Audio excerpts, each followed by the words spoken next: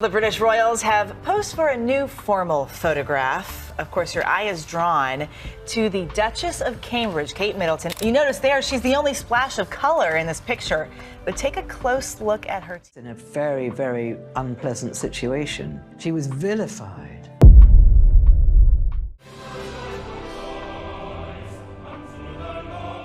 But no one could have predicted the fallout from her latest shocking move against Catherine, Princess of Wales, when she arrived at the state gala wearing Queen Elizabeth's sacred tiara, piece of jewelry so heavy with symbolism that whoever wore it before the international cameras would be sending a message no carefully worded palace statement could ever rival. This is the story of how Buckingham Palace came dangerously close to watching its carefully crafted image collapse from within. It is the story of how one woman's composure under unimaginable pressure may have spared the monarchy its most humiliating public crisis in living memory. According to reports, Queen Camilla allegedly took the late Queen Elizabeth's tiara from Buckingham Palace and replaced it with a replica, ensuring that Catherine, Princess of Wales, would be publicly humiliated before the world. And it all unfolded inside the most secure residence in Britain just hours before a global state gala. At that moment, the royal family was forced to make a decision in real time: how to contain the crisis without allowing the cameras outside to detect a single problem. Before we look at the secret security footage and uncover the exact moment Camilla was caught on camera, let us begin where all major palace crises begin. As we mentioned, the occasion was a state gala of enormous geopolitical significance. A prominent world leader was to be hosted at Buckingham Palace. The eyes of the international press were already trained on every single entrance, every doorway, and every carefully chosen detail of the evening's presentation. In high-pressure moments like these, the British royal family does not simply show up without carefully presenting every single element, from the complex table arrangements to the flowers to the precise order in which individuals enter a room. Every preparation is a deliberate communication to the world about stability, continuity, and raw power. It was in this pressure-filled atmosphere that a seemingly contained internal dispute began quietly building. If that thread fully unraveled, it threatened to bring down the entire evening with it. And then Camilla, serving as queen consort, made a shocking request. By most accounts from behind the scenes, it was not framed as a request at all. It was closer to an absolute expectation. She wished to wear the Rose of Windsor tiara, which is one of the most storied and recognizable pieces in the entire royal collection. This jewel is linked to the personal memory and long legacy of the late Queen Elizabeth II. For Camilla, wearing that specific tiara on a night when the entire world was watching would have meant something profound. It would have been a striking visual declaration, a statement worn directly on her head and broadcast to billions of viewers that she had fully, irreversibly, and legitimately stepped into the massive role that so many within the public and within the institution itself have questioned whether she truly deserves.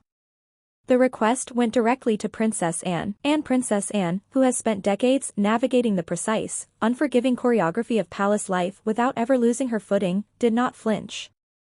She did not express outward outrage. She did not engage in the kind of dramatic emotional confrontation that Camilla may have anticipated or even welcomed. She simply stated with the clean economy of someone who has absolutely no interest in unnecessary theater that the tiara was not available. She informed Camilla that it was currently in the care of the official royal jewelers undergoing essential maintenance work. Camilla accepted this answer on the surface. She nodded her head, turned, and walked away.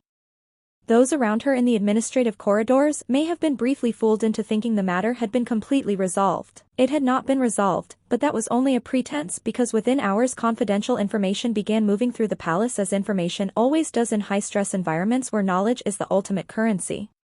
The news that reached Camilla's ears was not maintenance updates or jewelry schedules. What reached her was something far more serious. Word began spreading, carried on by the rapid current of palace gossip, that Princess Anne's inner circle was not simply maintaining the Rose of Windsor tiara. They were actively considering allowing Princess Catherine to wear it for the global gala. Within the specific high-stakes language of royal symbolism, this was not a simple wardrobe decision. This was a direct institutional verdict. If Catherine appeared before a visiting head of state and the assembled international media wearing that particular jewel, the one most visually and emotionally tied to Queen Elizabeth, it would communicate something that went beyond fashion entirely. It would signal ultimate institutional endorsement. It would say without a single spoken word that the palace's inner circle viewed Catherine as the true continuity of the monarchy, the keeper of a legacy. The woman who, in the eyes of those who matter most within these ancient walls, embodied what the late queen had spent 70 years building and what the monarchy desperately needed to project to the modern world. For Camilla, who has spent long, painful years fighting to prove that her place in this family is legitimate and not merely tolerated. That image would have been utterly devastating. Publicly, permanently, and photographically devastating. The change that came over Camilla in the hours that followed was not loud. It never is with people who carry real institutional power. She did not make fiery speeches. She did not make a scene in public, but those paying close analytical attention noticed something cold shift right behind her eyes. What she did next changed the course of the night completely. Meanwhile, Catherine was handling the high-stress day in the exact way she has learned through years of extraordinary and often brutal experience. She had heard of the tense Tiara situation. She understood its deep strategic implications better than almost anyone else in the building. But she had also been in this family long enough to know that the most dangerous thing she could do on a day this charged was to appear to care too much about any single element of it. In the theater of palace warfare, personal desire is seen as a massive vulnerability. The absolute moment you show that something matters to you, you have handed your opponent exactly the weapon they need to hurt you with. So, Princess Catherine moved through her extensive preparations with deliberate calm. She spoke to her styling staff with clarity. She did not ask unnecessary questions. She did not send frantic signals in any direction. But even as she maintained that public composure, her mind was processing the data. And what she was processing did not feel like an exciting opportunity. It felt like a distinct immediate danger. Because Catherine understood that the tiara, if it truly came to her, would not be an uncomplicated gift from the firm. It would also be a massive shining target. In an environment already crackling with toxic internal tension, appearing in that specific jewel would require her to be absolutely flawless in every other dimension of the long evening. One misplaced facial expression, one single moment of visible stress, or one photograph that could be interpreted in the wrong direction, and the historic tiara on her head would transform from a symbol of institutional trust into weaponized evidence of her personally overreaching. What absolutely nobody anticipated.